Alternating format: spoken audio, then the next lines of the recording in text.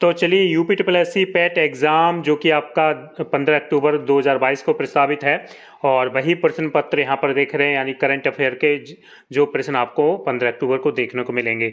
तो पहला प्रश्न यहाँ पर है 2023 में शंघाई सहयोग संगठन यानी SCO का मेज़बान कौन सा देश है। तो आपको बताना है 2023 में शंघाई सहयोग संगठन SCO का मेज़बानी कौन करेगा, हमारा भारत देश करेगा, यानी ऑप्शन नंबर सी के साथ चले जाएंगे। दूसरा प्रश्न है राष्ट्रीय राजभाषा कीर्ति पुरस्कार पाने वाली विज्ञान प्रगति किस संस्थान द्वारा जारी की जाने वाली विज्ञान पत्रिका है, यानी कौन से संस्थान द्वारा इसको जारी किया जाता है विज्ञान प्रगति को। तो यहाँ पर right answer option number first CSIR के द्वारा यहाँ पर जारी किया जाता है।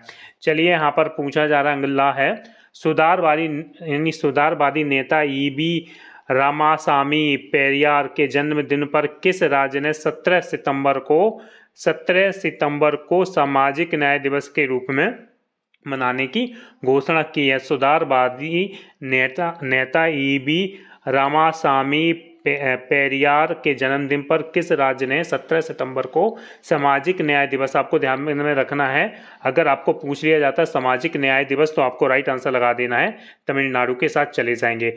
2022 तक GDP के अनुपात के रूप में भारतीय की लॉजिस्टिक्स लागत क्या है, यानी 2022 तक की GDP के अनुपात के रूप में भारत की लॉजिस्टिक्स लागत क्या है, यानी ऑप्शन नंबर चले जाएंगे डी के साथ 13 से 14%। चलिए अगला यहाँ पर प्रश्न देख लेते हैं।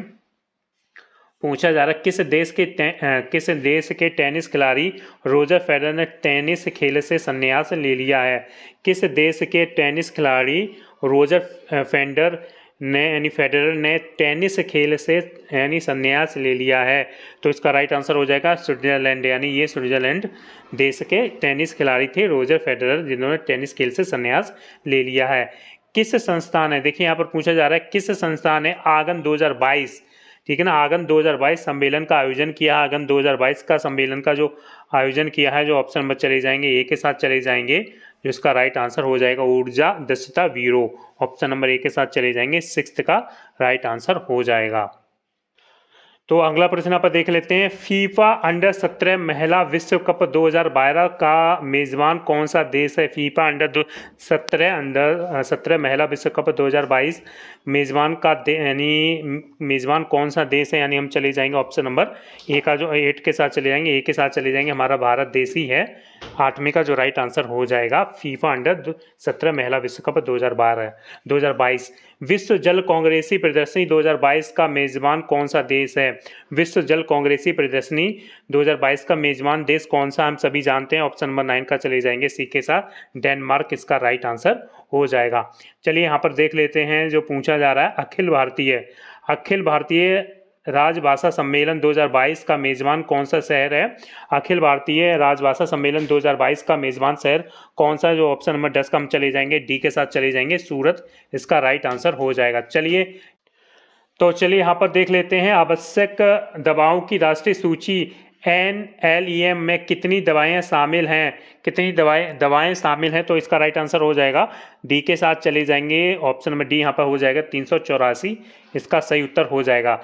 चंद्रगुड़ता यानी लूनर ऑकुलेशन नामक घटना के कारण 14 सितंबर को कौन सा ग्रह दृष्टि से गायब हो गया था। 14 सितंबर की यहाँ पर बात की जा रही है। चंद्रगुड़ता यानी लूनर ऑकुलेशन नामक जो घटना के कारण 14 सितंबर को कौन सा ग्रह दृष्टि से गायब हो गया था, आपको ध्यान में रखना है। 14 सितंबर की यहाँ पर बात की जा रही है, जो राइट आंसर हो जाएगा ऑप्शन नंबर सी के साथ चले जाएंगे यूरेनस, इसका राइट आंसर हो जाएगा, ठीक है ना। FAO और विश्व खाद्य कार्यक्रम भारत के किस पड़ोसी देश में तीव्र खाद्य असुरक्षा के बारे में चेतावनी दी गई है।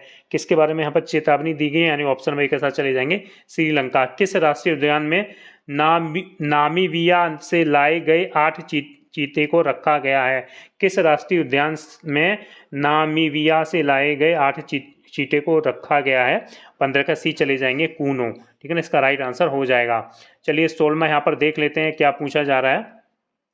ILO की एक रिपोर्ट के अनुसार दुनिया भर में कितने लोग आधुनिक दास्तां में फंस गए हैं, यानी अगर प्रश्न आपको देखने को मिल जाता आधुनिक दास्तां जहाँ पर भी आपको आ जाता है, और ILO की रिपोर्ट के अनुसार अगर देखा जाए तो 16 का जो राइट आंसर हो जाएगा 50 मिलियन। स्वस्थ सबल भारत सम्मेलन कहाँ आयोजित हुआ है? स्वस्थ सबल भारत सम्मेलन कहाँ आयोजित हुआ है? यानी नई दिल्ली में आयोजित किया गया है। चलिए अगला यहाँ पर देख लेते हैं। खेलो इंडिया महिला हॉकी लीग अंडर 16 2022 में कौन टीम शीर्ष स्थान पर रही है?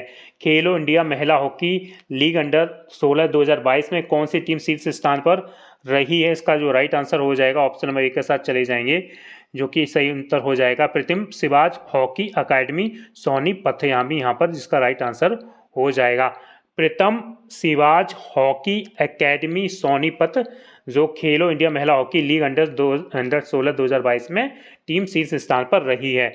अगला प्रश्न यहाँ पर है, प्रश्न संख्या 19वां है, यहाँ पर देख लेते हैं। देखिए यहाँ पर पूछा जा रहा है, केंद्रीय मंत्रिमंडल ने सभी वित्तीय संस्थानों हेतु लघु अवधि के कृषि ऋणों पर ब्याज अनुदान को कितने प्रतिशत वार्षिक करने की घोषणा की गई है? कितने प्रतिशत करने की घोषणा की है? 1.5%। ऑप्शन नंबर 1 यहाँ पर सही हो जाएगा।